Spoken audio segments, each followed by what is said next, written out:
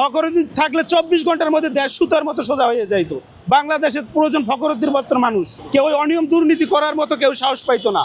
আর এখন ইনুস সরকার আইছে, হ্যাঁ তো হ্যার মতো হয়ে বসে রয়েছে, কোনো জায়গায় কোনো অ্যাকশন নাই, কোনো প্রতিবাদ নাই, কোনো একটা অনিয়ম হইলে কেউ কোনো প্রশাসন কোনো অ্যাকশন নেয় না। বর্তমানে দেশের যে পরিস্থিতি, তাতে জুলাইয়ে যে স্বাধীনতা হয়েছে, তো আমার মনে হয় না যে স্বাধীনতা হয়েছে। কারণ বাংলাদেশে এখনও স্বৈরাচার পালাইছে ঠিকই, কিন্তু সরকারি সর্বপ্রতিষ্ঠানে এখনও স্বৈরাচার রয়ে গেছে। বিআরটি অফিসে, ভূমি অফিসে, সরকারি এখনও কোনো প্রতিষ্ঠান নাই যেখানে অনিয়ম দুর্নীতি না হইতেছে। ট্রাফিক পুলিশরা অনিয়ম হোক আর না হোক, তাদেরকে একটু 19-20 হইলেই হয় তাদেরকে টাকা দিতে হবে, নাইলে মামলা দিতে হইবে। এই যে আমার পকেটে এখনও একটা মামলা আছে, এবং 10 তারিখে আমি একটা মামলা ছাড়াইছি, আবার আমার 15 তারিখে আর একটা মামলা দিছি। হয় মামলা নেও, নাইলে টাকা নাও। এবং অবৈধ যানবাহনের কাছ থেকে তারা তো টাকা নিতেই আছে। আর অবৈধ অটোরিক্সা যেভাবে ঢাকার শহরে বাড়তে আছে, তার যানজট এত পরিমাণ হইতে আছে, কিছু অসৎ লোকেরা ফুটপাতে আপনার দোকান বসাইয়ে চাঁদাবাজি করে। গুলিস্তানের দিকের রাস্তার 2 সাইডের ফুটপাত তো দখল করছেই, রাস্তার অর্ধেক 2 সাইড দখল করে নিছে। এগুলো দেখার মতো কেউ নাই। এই নির্বাচনের আগে আমাদের সংস্কার প্রয়োজন, আমাদের শান্তির প্রয়োজন, দেশের নিয়ম শৃঙ্খলা হওয়া প্রয়োজন। নির্বাচন হয়ে গেলেই তো আর দেশের নিয়ম শৃঙ্খলা ফিরে আসবে না। এগুলা আগে কারা কারা অনিয়ম দুর্নীতি চাঁদাবাজি করে ফুটপাতের রাস্তা দখল করতে আছে, রাস্তা দখল করে যারা এই চাঁদাবাজি করতে আছে তাদেরকে ধরা হয়। তাদের এর বিরুদ্ধে কোনো অ্যাকশন নাই, কারো কোনো কেয়ারই নাই যে ঢাকার শহর একটা শৃঙ্খলাভাবে যে চলবে, সেই শৃঙ্খলা চলার মতো কোনো রাস্তা নাই। সবাই অনিয়ম দুর্নীতি, সরকারি এমন কোনো প্রতিষ্ঠান নাই যেখানে অনিয়ম দুর্নীতি না হইতেছে।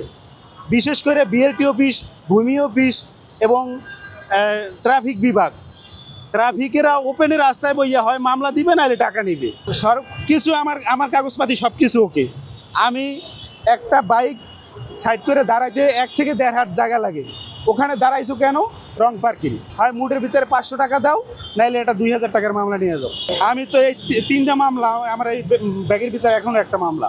মানে এরা ওই যে অবৈধ গাড়ি, যে অটোরিক্সাগুলো যে আপনার কুড়িল বিশ্ব রোড থেকে একবারে বাড্ডা পর্যন্ত, বাড্ডা হইয়া মৌচাক পর্যন্ত, তারপরে গুলিস্তান থেকে পুরান ঢাকায় সমস্ত জায়গায় ফ্লাইওভার উপরে থেকে একবারে বিশৃঙ্খলা সৃষ্টি করে।